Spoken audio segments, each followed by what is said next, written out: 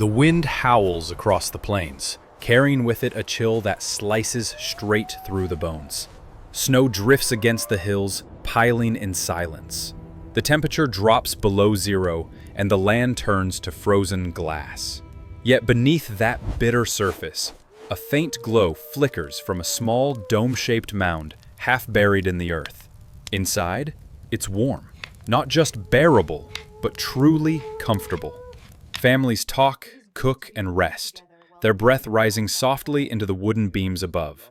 No metal furnaces, no insulation, no modern design. Just earth, wood, and wisdom. For centuries, Native American communities across the Great Plains and Midwest built these incredible structures, earth lodges, homes that defied the cold and harnessed nature's laws better than most modern houses ever will. They weren't just shelters, they were living systems, self-insulating, energy efficient, and astonishingly sustainable. How did they do it?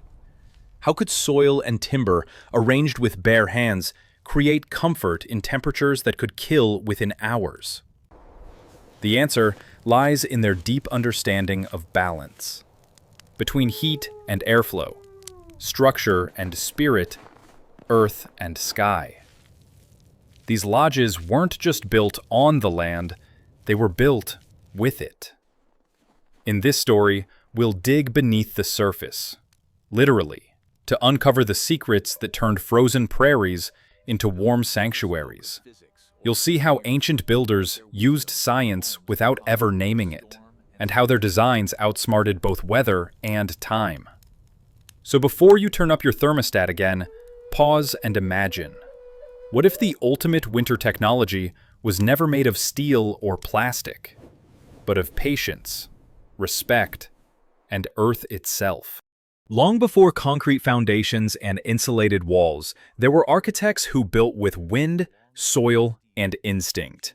The Native American earth lodges of the Great Plains, crafted by tribes like the Mandan, Hidatsa, and Arikara, were masterpieces of environmental engineering, designed to conquer the coldest winters known to this continent. To survive the harsh northern plains, where temperatures often plunged below zero for weeks, these communities relied on deep ecological knowledge passed through generations. Every layer of soil, every timber beam, every stone was chosen with precision. These weren't random huts buried in dirt. They were thermal machines powered by the earth itself. The challenge wasn't just surviving the winter. It was doing so comfortably. Modern survivalists might see the frozen plains as a death sentence, but the builders of earth lodges saw opportunity. Insulation in the soil, strength in the wood, and balance in the circular form.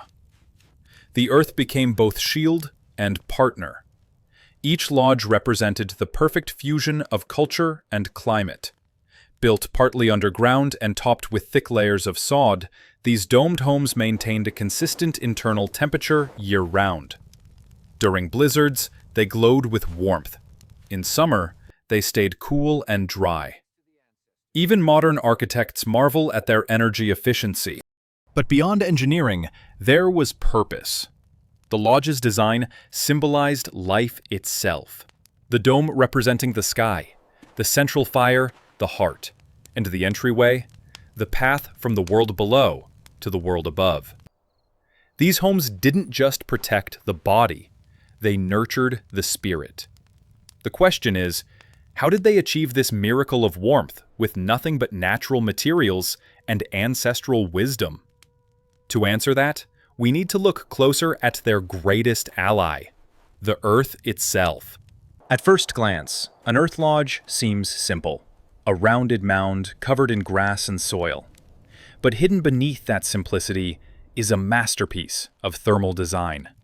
The key lay in how these lodges were built, not just what they were built with. Every curve, every layer, every breath of air had a purpose. First came the foundation, a shallow pit dug several feet into the earth. This was no accident. By sinking the floor below ground level, the builders tapped into the planet's natural insulation. The soil maintained a steady temperature, shielding the inhabitants from both freezing winds and scorching summer heat. The earth itself became the first wall of defense. Above this pit rose a wooden frame, carefully crafted from sturdy timbers such as cottonwood or willow. The beams were set in a circular pattern, converging at the top to create a self-supporting dome. Over this skeleton came layers of woven branches, grass, and thick sod, a combination that trapped air, resisting wind, and prevented rapid temperature loss. But perhaps the most ingenious element was how they worked with airflow. The circular shape promoted even heat distribution, while the strategic placement of the smoke hole and entrance vent created natural convection. Warm air rose, cold air sank, and a gentle current circulated warmth throughout the space. Long before anyone spoke of passive heating. Each lodge was tuned to its environment, built into slopes, oriented to block prevailing winds, and even lined with clay to prevent drafts. These were not huts buried in dirt. They were living systems, designed to breathe with the seasons. Through trial, tradition, and unspoken physics, native builders transformed simple earth into nature's most efficient furnace. At the center of every earth lodge burned a heartbeat, the central hearth. More than just a place for cooking, this fire was the soul of the home, a living source of warmth, light, and community. Its placement, size, and behavior were not random. They were the product of centuries of experimentation and deep understanding of how fire interacts with air and structure. The hearth was always located directly beneath the smoke hole at the lodge's apex, a circular opening that acted as both a chimney and a breathing passage. When the fire burned, warm air and smoke rose, escaping through that vent while drawing in cooler, fresh air from the low entrance tunnel. This created a perfect natural draft, what modern engineers call the stack effect. It kept smoke from lingering and distributed heat evenly throughout the dome. The result?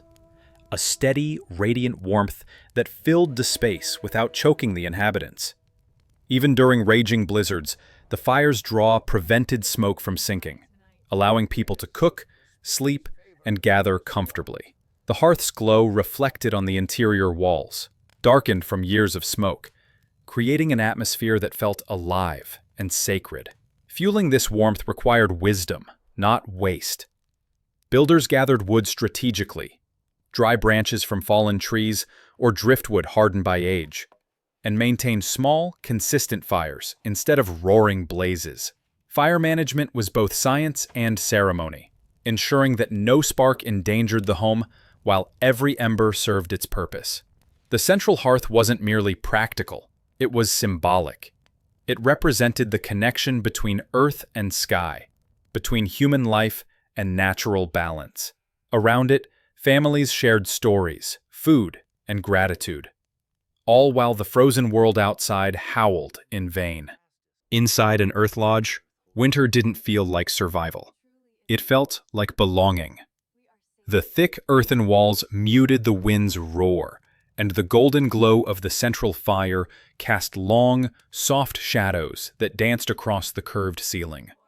Here, warmth wasn't just physical, it was communal. Every heartbeat, every conversation, every shared meal became part of the lodge's rhythm, a rhythm that defied the cold outside. Life within these lodges was carefully structured.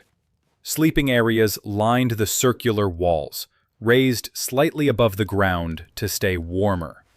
Furs, woven mats, and hides layered the floor, adding comfort and insulation. The central space was reserved for work, storytelling, and ceremony, the living core of the household. Even in the harshest months, there was laughter, crafting, and song. Families weren't merely sheltering from winter, they were thriving within it. Children learned the arts of tool-making and storytelling beside their elders. Women prepared dried meats and stews in clay pots suspended above the fire, while men repaired weapons, traps, or sleds for the coming hunts. The air was filled with the scent of wood smoke, roasted meat, and tanned hide, the fragrance of survival done right. And perhaps most beautifully, The structure itself encouraged connection. There were no isolated rooms, no barriers of stone or wood separating one life from another. Heat, light, and conversation flowed freely through the space. Privacy was rare, but unity was constant. Outside, the world froze into silence. Inside, it pulsed with warmth and humanity. The Earth Lodge wasn't merely a house. It was a living heart that beat through every winter storm, proving that true comfort comes not from luxury, but from harmony. What kept the Earth Lodge so warm wasn't magic. It was mastery of natural physics. Every part of its design worked in perfect harmony with the laws of heat, air, and earth. Long before the words insulation or aerodynamics existed, native builders had already mastered both. The first secret lay beneath the ground. By digging the floor a few feet into the soil, the builders tapped into the Earth's constant underground temperature, a natural thermal regulator that stayed around 50 degrees Fahrenheit year-round. Even when the outside world froze solid, the ground beneath the lodge remained mild, preventing the chill from creeping upward. Then came the insulation. Thick layers of grass, bark, and sod formed a barrier that trapped air, nature's best insulator. Each layer served a unique role. Grass absorbed moisture, bark deflected wind, and soil locked everything in place. Together, they formed a breathable shell that kept warmth from escaping and cold from entering. Airflow was equally brilliant. The combination of the low entryway, central hearth, and smoke hole created a self-sustaining ventilation loop. Cold air entered low, was warmed by the fire, rose upward, and exited through the roof, constantly circulating fresh air without losing heat. No drafts, no suffocation, just balance. This harmony between fire and earth created a home that could maintain near-constant temperatures, even through blizzards. Modern architects spend millions recreating what indigenous engineers achieved with their hands, eyes, and instincts alone. The Earth Lodge wasn't just a structure, it was an ecosystem. It breathed, regulated, and protected. It proved that nature's elements, when understood rather than conquered, could build warmth stronger than any wall. While most modern homes are built to last a few decades, the Earth Lodge was designed to serve generations. Its brilliance wasn't just in warmth, it was in longevity.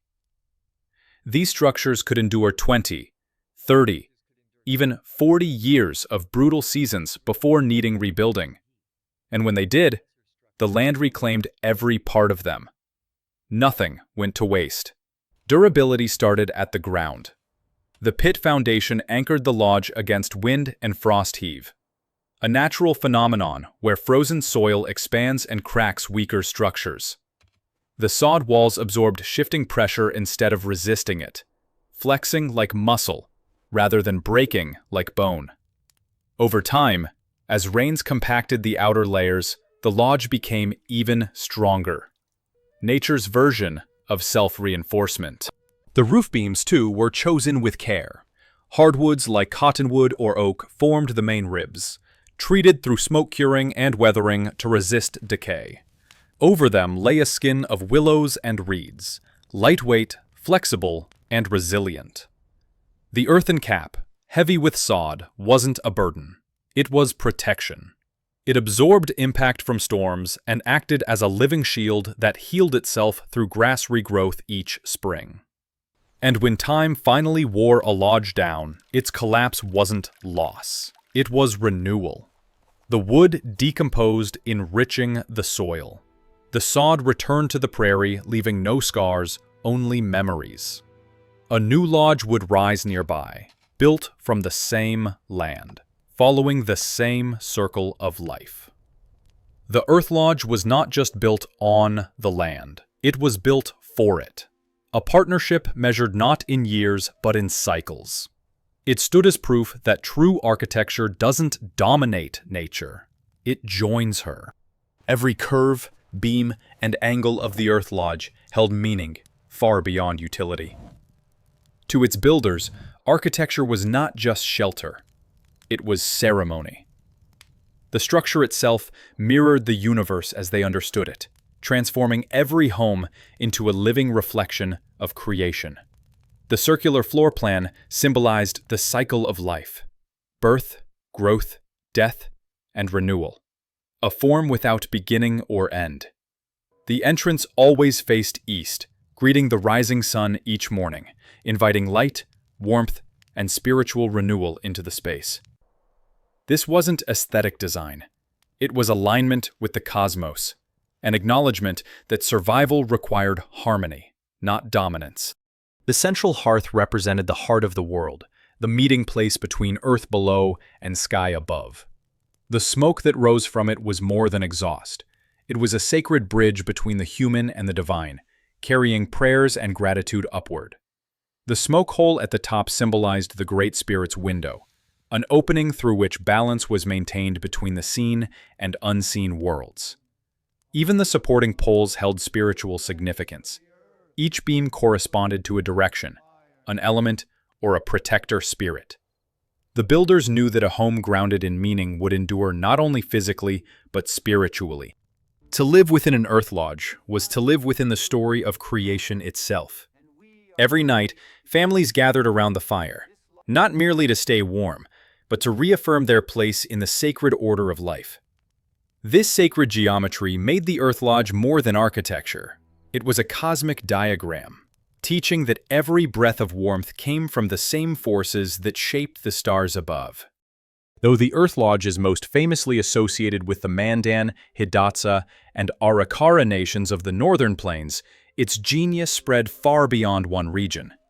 Each community reshaped the concept to meet its unique environment, proof that indigenous engineering was never static, but evolved in constant dialogue with the land. In the windswept plains of the Dakotas, lodges were built deep, almost half-buried, to withstand blizzards and shifting drifts. Their thick sod roofs and steeply angled walls shed snow easily, while entry tunnels doubled as windbreaks, keeping the interior untouched by icy gusts. The more severe the cold, the deeper they dug, turning Earth itself into armor. Farther south, where winters were milder and humidity higher, builders adapted by raising lodges slightly above ground to prevent dampness. They used lighter soil coverings and introduced more ventilation, proof that no two lodges were ever identical. Each was a living response to its environment. In the wooded river valleys, materials shifted too. Willow replaced cottonwood, bark layers replaced sod, and some lodges incorporated woven mats to trap air and repel moisture. Even fire management adapted. Hearths were smaller, designed to match the climate's needs without wasting wood. No blueprint, no uniformity, only observation and adaptation. Each lodge embodied centuries of environmental learning, carried through oral tradition and honed by experience. The result was a network of architectural wisdom that stretched across landscapes and climates. One united not by sameness, but by philosophy. Work with the land, never against it. From frozen plains to fertile valleys, indigenous builders proved that true resilience isn't built from resistance. It's built from listening. In a world racing toward technological solutions for climate control and energy efficiency, the Earth Lodge offers a humbling reminder.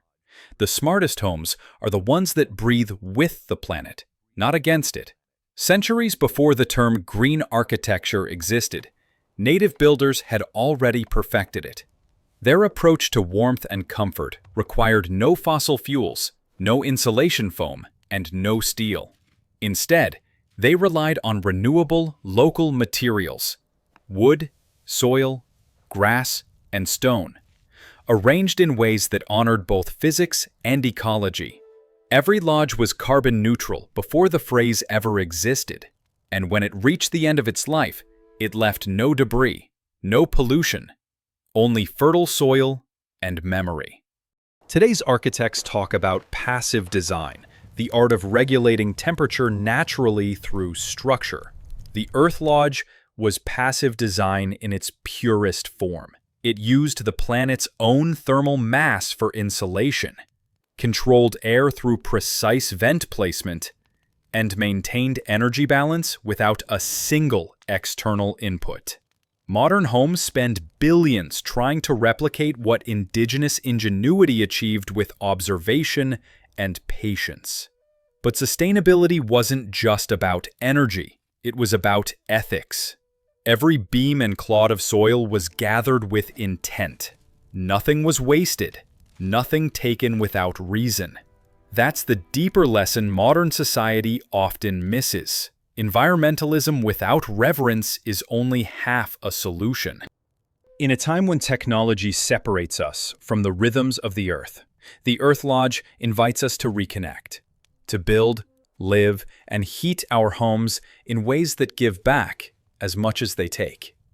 Sustainability isn't a new idea. It's an ancient memory, one that still waits beneath the soil, ready to warm us again. Centuries may have passed, but the warmth of the Earth Lodge still glows. Not just in history books, but in the hearts of those who remember. These domed sanctuaries were never merely homes. They were living philosophies, proof that survival and spirituality could exist in perfect harmony. Even today, descendants of the Mandan, Hidatsa, Arikara, and other Plains nations continue to rebuild Earth Lodges as both cultural landmarks and teaching tools. Each reconstruction isn't just an act of preservation, it's an act of continuation. Every beam lifted, every clod of soil packed into place, carries the same reverence for balance that once kept entire communities alive through unforgiving winters. The Earth Lodge's endurance lies not in its materials, but in its wisdom. It reminds us that comfort doesn't come from overpowering nature, but from aligning with it. Its circular walls still whisper the lessons of cooperation. Its central fire still speaks of unity. And its earthen roof still shelters the idea that home is something sacred, built not to resist the world, but to belong to it. Modern designers now study these lodges to rediscover what progress forgot, that simplicity can be sophistication, and ancient craftsmanship can be modern science. The principles that once held warmth in the heart of winter still hold truth for us all, if we're willing to listen. The Earth Lodge endures as a symbol of quiet intelligence, an architecture of empathy, and a living connection between people and planet. It was never just a structure. It was a teacher. And even now, beneath the frost and prairie grass, its lessons remain alive, reminding us that warmth begins not with fire, but with understanding. As the snow settles across the empty plains and the world falls silent under winter's weight, one truth endures. Warmth was never about technology. It was about wisdom. The Native American Earth Lodge stands as a timeless testament to that truth, whispering through centuries that the answers we chase have been beneath our feet all along. These homes weren't built from luxury. They were born from understanding. The kind that listens to the land, studies the wind, and treats soil not as dirt, but as a living partner. Within those circular walls, fire wasn't just heat, it was communion. The earth itself wasn't shelter, it was kin. Every handful of sod, every timber beam, every ember that glowed in the night, spoke of balance between body, spirit, and the world around them. Today, as modern cities tremble under rising costs, energy crises, and ecological strain, the Earth Lodge feels less like history and more like prophecy. It reminds us that survival doesn't require conquest. It requires respect. True innovation begins when we stop asking how to dominate nature and start remembering how to live with her. Subscribe now, because every story like this, every rediscovery of ancient genius, pulls us closer to what humanity once knew. That sustainability isn't an invention, it's a memory. The Earth Lodge still stands, not in wood or clay, but in the wisdom it leaves behind. Its warmth endures in every lesson of harmony and humility, proof that even beneath the frost, the fire of understanding still burns bright. And maybe, just maybe, it's time we let it warm us again.